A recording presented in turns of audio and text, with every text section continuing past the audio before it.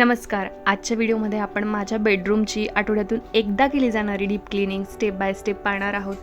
चला तर मग सुरुवात करूया. आजच्या व्हिडिओमध्ये मी तुम्हाला माझ्या बेडरूम क्लिनिंग आणि छोट्याशा बेडरूम मेकओव्हरची पूर्ण झलक दाखवणार आहे.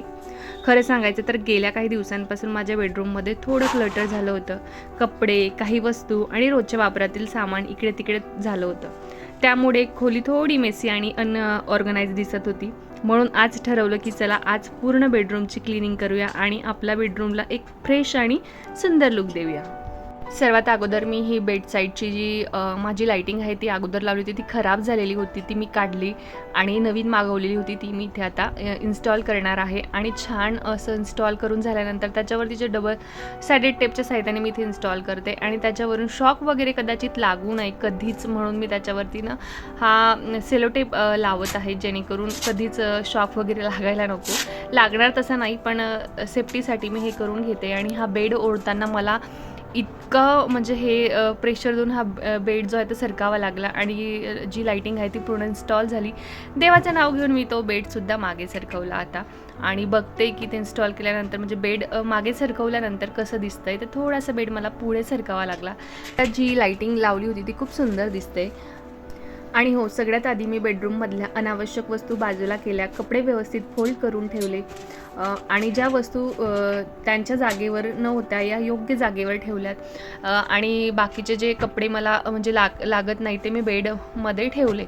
आणि ही जी गादी आहे ना, ही खूप हेवी आहे, एकट्या व्यक्तीला उचलणं खूप कठीण आहे. तरीसुद्धा मी देवाचं नाव घेऊन ही गादी उचलली आणि व्यवस्थित बेडवरती ठेवली. आणि हळूहळू सगळा सामान व्यवस्थित केल्यानंतर माझी बेडरूम आधीपेक्षा खूपच नीट दिसायला लागली. त्यानंतर माझे हे मॅट्रेसची जे आहे कवर फाटून गेलेलं होतं, तर मी नवीन हे मेशोवरनं मॅट्रेस कवर मागवलेलं आहे आणि वॉटरप्रूफ आहे, छान क्वालिटीमध्ये मला रिसीव झालेलं आहे. त्यानंतर इलास्टिक फिटेड आहे. तर बघा, हे लावल्यानंतर इतकं छान दिसतंय ना. आणि ग्रे कलरचं मी मागवलेलं आहे, जेणेकरून लवकर म्हणजे जो डार्क कलर असतो तो लवकर खराब होत नाही. आणि ही बेडशीटसुद्धा मी मेशोवरनंच मागवलेली आहे. एक वेळा आधी मी यूज केली होती, हे दुसऱ्या वेळेस मी यूज करत आहे. वॉश केल्यानंतर कापड व्यवस्थित आहे, छान आहे, क्वालिटी खूप छान आहे आणि काही कलर वगैरे याचा अजिबात गेला नाही. जशीची तशी प्रिंट आहे याची. आणि याच्यासोबत 2 पिलो कवरसुद्धा मला मिळालेले होते. तर खूप छान असा लुक माझ्या आता बेडचा येत आहे. त्यानंतर मी बेडसाईड टेबल, कपाट, खिडकीची जागा आणि बाकीचे सरफेस व्यवस्थित डस्ट करून घेतले. आणि मी बेडसाईड टेबल म्हणून एक असा प्लास्टिक ऑर्गनायझर मागवलेला आहे. ते मी बेडसाईड टेबल जो आहे तो म्हणून यूज करत असते. त्याच्यामध्ये माझी ज्वेलरी वगैरे मी ऑर्गनाईज करते. हे मिशोवरती सुद्धा अवेलेबल आहे आणि ॲमेझॉनवर, फ्लिपकार्ट ह्या सर्व वेबसाईटवरती अवेलेबल आहे, पण मी ॲमेझॉनवरनं घेतला होता.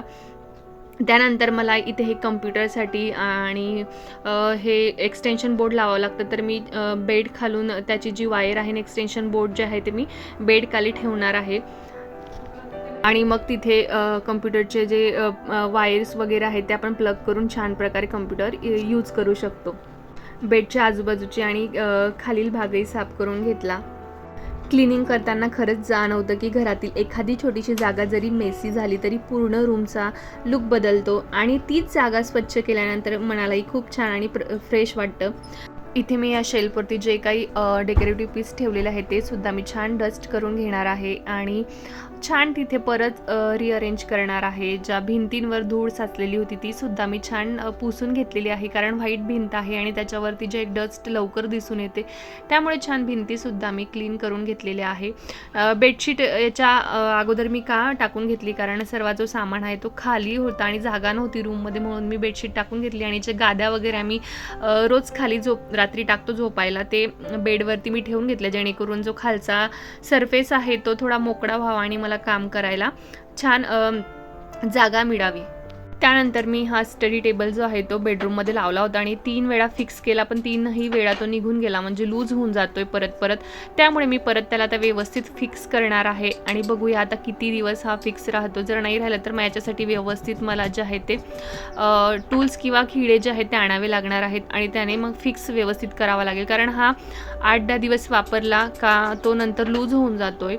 पण आता मी व्यवस्थित फिक्स करणार आहे, बघू किती दिवस राहतो. नाही राहिला व्यवस्थित तर मग त्याला छान असे प्रॉपर जे आहे ते खिडे आणून मोठ्या साईजचे खिडे आणावे लागतील आणि ते तिथे फिक्स करावे लागतील. तर मदतीला कोणीच नाही आहे, माझा मुलगा आहे फक्त, तो मला थोडीशी हेल्प करणार आहे. ते मी चेअरवरती प्लास्टिकची कुंडी ठेवलेली आहे जेणेकरून त्याची लेवल यावी जिथे मला फिक्स करायचं आहे तिथे, कारण मुलगा लहान आहे, त्याला एवढं हेवी स्टडी टेबल जो आहे तो होल्ड करता येणार नाही. त्यामुळे मी तिथे छान असं अरेंजमेंट केलेलं आहे आणि त्याला फक्त सांगितलं की थोडंसं मला इथे व्यवस्थित धरून ठेव, म्हणजे जेणेकरून तो फिक्स मला व्यवस्थित करता येईल. प्रॉपर जिथे होल केले तिथे मला जे आहे खिडे लावता येतील. तर त्याने माझी हेल्प केली, कारण त्याच्याने एवढं हेवी जे आहे ना ते होल्ड करता येत नव्हतं. पण म्हटलं थोडं ट्राय कर, मग त्याने हेल्प केली आणि मी ते व्यवस्थित फिक्स करून दिलेलं आहे. स्टडी टेबल फिक्स करून झाल्यानंतर मी पूर्ण जो आहे रूमची डस्टिंग करून घेतली, म्हणजे खालचं फ्लोअर झाडून घेतला, मॉपिंग करून घेतली.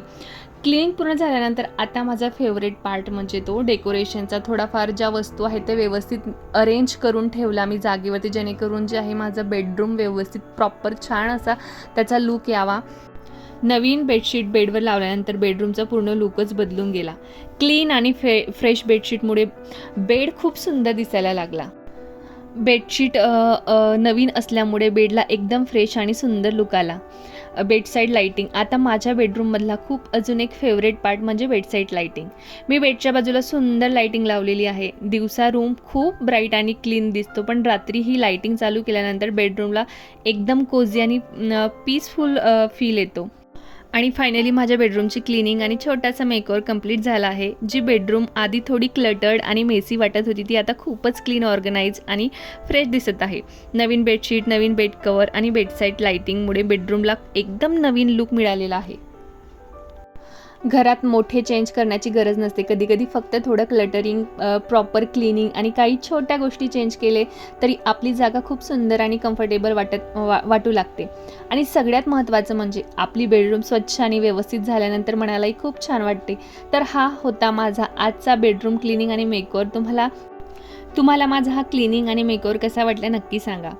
आणि हे शूट मी त्या दिवशी विसरले घ्यायचं, तर मी हा दुसऱ्या दिवशी शूट घेतलं होतं की अरे आपण जे प्रॉपर क्लीन केलं ते तर आपण दाखवलंच नाही. त्यामुळे मी दुसऱ्या दिवशी हा जो आहे तो शूट घेतला होता आणि छान असं माझं बेडरूमचा लूक यायला लागला. फ्रेश आणि शांत वाटत होतं बेडरूममध्ये.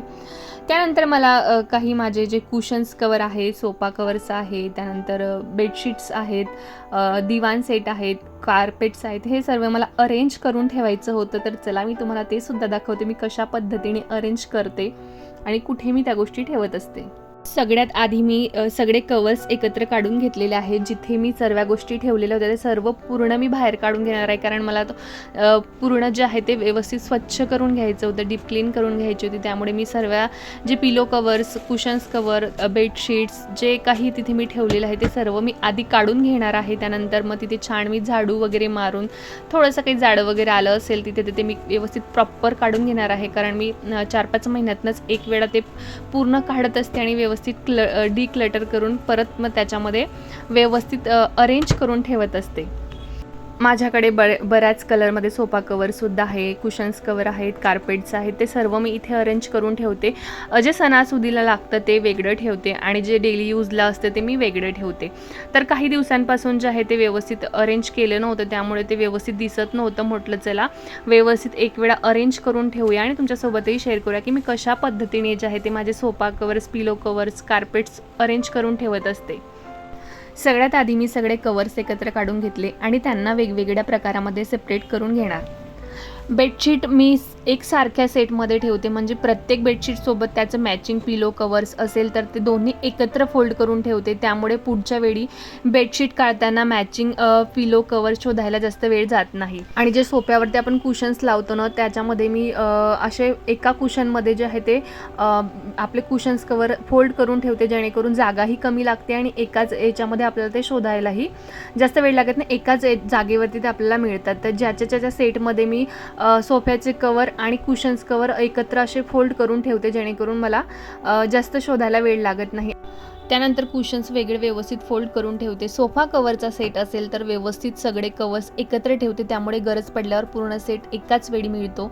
मी प्रत्येक गोष्ट नीटली फोल्ड करून आणि व्यवस्थित स्टॅक करून ठेवते. ज्या वस्तू जास्त वापरात येतात त्या सहज हाताला लागतील अशा जागी ठेवते आणि कमी वापरायचे कवर्स खाली किंवा वेगळ्या जागी ठेवते.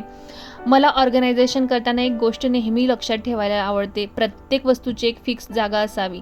त्यामुळे कबोर्ड असो किंवा आपल्याचे लॅप असो, उघडल्यानंतर सगळं व्यवस्थित दिसतं, वस्तू शोधायला वेळ लागत नाही आणि क्लिनिंग करतानाही खूप सोपं जातं. अशा प्रकारे माझे बेडशीट्स, पिलो कवर्स आणि सोफा कवर्स, कार्पेट सगळे क्लीन, व्यवस्थित आणि इझी टू फाईंड पद्धतीने ऑर्गनाईज राहतात.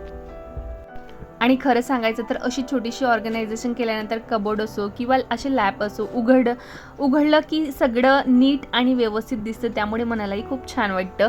तर जे माझे सणासुदीचे वापरण्याचे जे कुशन्स, सोफा कवर्स, कार्पेट असतात ते मी एका सेक्शनमध्ये ठेवते, जेणेकरून इथे मी हात लावत नाही. जेव्हा कुठे सण असेल, काही छान आपल्या घरी गेस्ट येणार असेल, तेव्हाच मी हा सेक्शन ओपन करते. आणि हे जे मी ऑर्गनायझर आहे मिशोवरनं मागवलेलं आहे, खूप स्वस्तात आणि छान मला चांगल्या क्वालिटीचे रिसीव झालेले आहे आणि खूप वर्षापासून मी यूज करत आहे. सर्व असं व्यवस्थित अरेंज करून माझं झालेलं आहे आणि आता मला 4 ते 5 महिने याच्याकडे बघावं लागणार नाही आहे.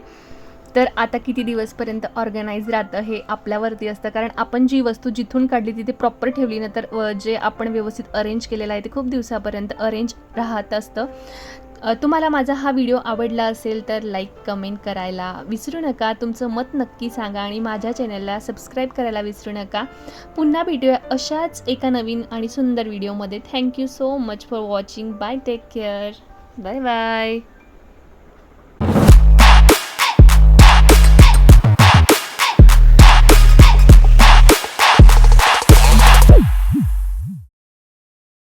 Audio Jungle.